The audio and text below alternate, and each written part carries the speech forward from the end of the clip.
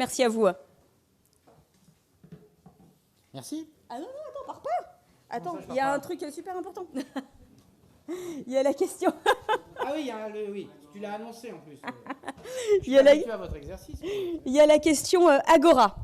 La question est celle d'Isabelle. Devrait-on inscrire le référendum d'initiative citoyenne dans la Constitution?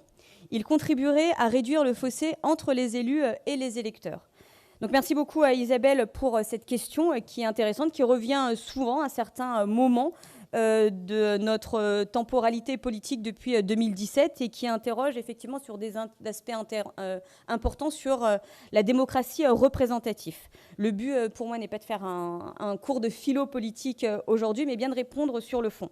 Déjà préciser que le référendum d'initiative citoyenne, ou le RIC, c'est un dispositif qui permet à des citoyens d'organiser un référendum pour consulter l'ensemble des Français sans que l'accord du Parlement ou du président de la République ne soit nécessaire.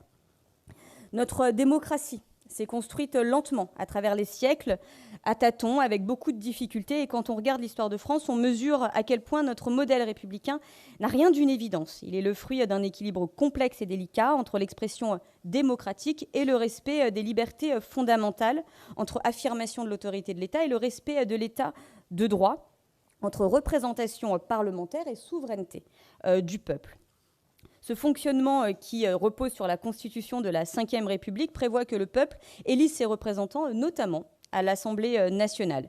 Ils sont chargés d'élaborer, de discuter les lois, et ils sont élus directement par les citoyens pour tous les 5 ans. Ce fonctionnement permet de privilégier la discussion, le débat et le long sur le temps long, avec une seule boussole, celle de l'intérêt de la nation et le respect, bien évidemment, des libertés et des droits fondamentaux. La construction de la loi est un exercice très complexe, long, et je vous le dis moi-même en tant qu'ancienne parlementaire, et la possibilité de détricoter des mesures au jour le jour au travers de RIC risquerait de rendre l'action gouvernementale presque impuissante, inopérante, et de créer une véritable instabilité.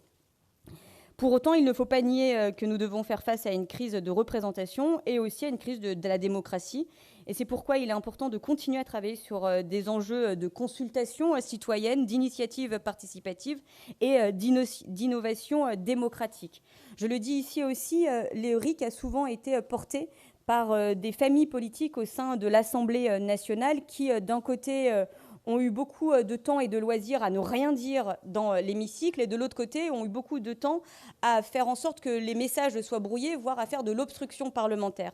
Je pense que le premier des enjeux de démocratie représentative est de faire en sorte que la parole politique ait un sens, c'est de ne pas oublier que quand on est élu à l'Assemblée nationale, on est le résultat d'une prononciation par le vote, d'une capacité à représenter la voix de nombreuses femmes et hommes qui nous ont fait confiance pour pouvoir travailler en leur nom au sein de l'Assemblée nationale. Donc peut-être que ces deux premières forces politiques, qui sont le RN et la LFI, vous me connaissez, je n'ai pas tendance à ne pas dire les choses, avant de mettre en œuvre et à appeler à des RIC, que nous pouvons effectivement discuter, devraient déjà s'attacher à respecter le fonctionnement de l'institution qu'ils sont censés représenter.